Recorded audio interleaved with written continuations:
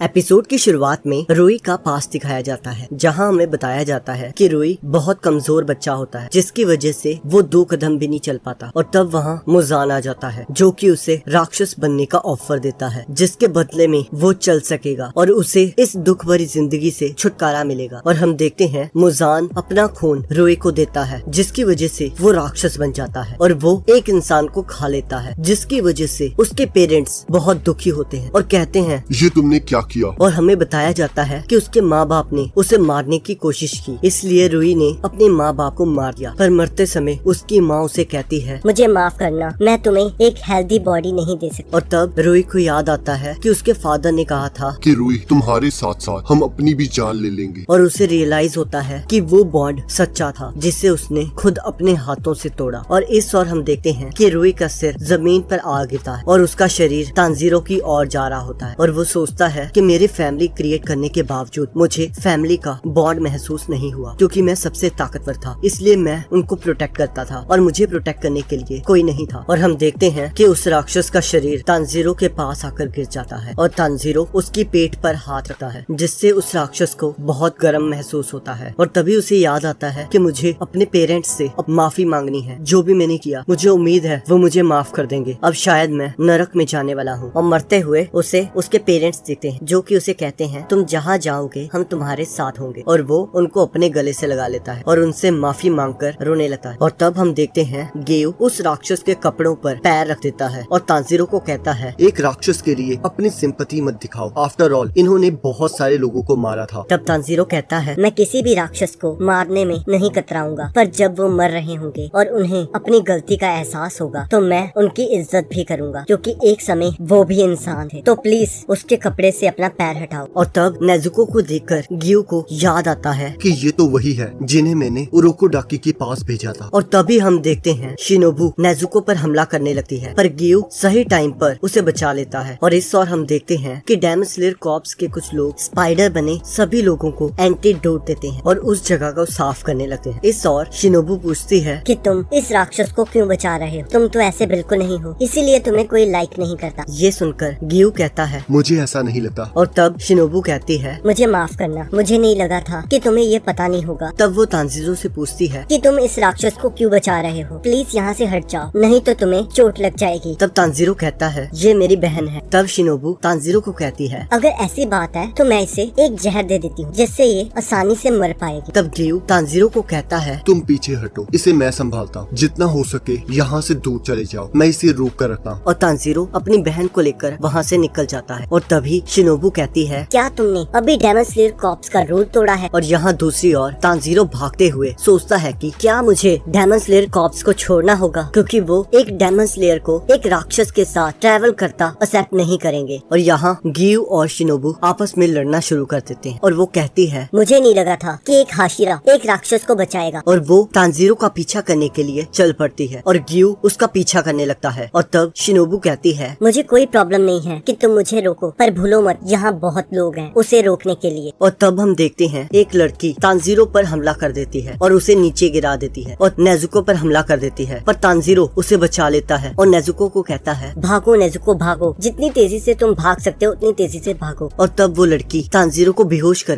Nezuko के पीछे जाने लगती है। और जैसे ही वो लड़की नेजुको पर हमला करती है, नेजुको अपनी हाइट छोटी कर लेती है और भागने लगती है। ये देखकर वो लड़की काफी हैरान हो जाती है और सोचती है कि ये बस भाग रही है, ये मुझ पर हमला क्यों नहीं कर रही? पर इससे कोई फर्क नहीं पड़ता, मुझे इस राक्षसी को मारने के ऑर्डर्स मिले। और यहाँ दूसरी ओर गियो ने शिनोबु को पकड़ा होता है और वो उसे कहती है कि एक डेमन स्लेयर को एक राक्षस को मारने से रोकना रूल के खिलाफ है, तुम आखिर करना क्या चाहते हो? और तब शिनोबु गियो पर वार करने लगती है। पर तभी हम देखते हैं कि वहाँ पर एक क्रो हेडक्वार्टर से मैसेज लेकर आता है और सबको बताता है कि तांजीरो और नेजुको को जिंदा हेडक्वार्टर में पेश होने के लिए कहा है, जिससे सभी अपनी लड़ाई बंद कर देते हैं। और वो लड़की नेजुको से पूछती है कि क्या तुम ही नेजुको हो? और वो सभी वापस जाने लगते हैं और वो तांजीरो और नेजुको को कैद कर लेते हैं। और यहाँ उन्हें इनोसके लटका हुआ मिलता है और वो उसे भी साथ में लेकर चल पड़ते हैं। और इनोसके सोचता है कि मैं एक भी डेमन को नहीं मार पाया, लगता है मैं इतना भी स्ट्रॉन्ग नहीं हूँ। और हमें इस ओर जेनित्सु दिखाया जाता है, जो कि पूरी तरह से मम्मी बना होता है और वो कहता है कि ये सारे तो शायद ककाशीस हैं, जो कि डेमन स्लेयर्स की लड़ाई के बाद उस जगह को साफ करते हैं। और ये वो लोग होते हैं जिनकी तलवारबाजी इतनी अच्छी नहीं होती। और सभी हेडक्वार्टर की ओर जाने लगते हैं और इसी के साथ एपिसोड खत्म हो जाता है। अब अगले एपिसोड का लिंक आपकी स्क्रीन पर आ रहा हो, आप उस पर क्लिक करके अगले एपिसोड को देख सकते हैं।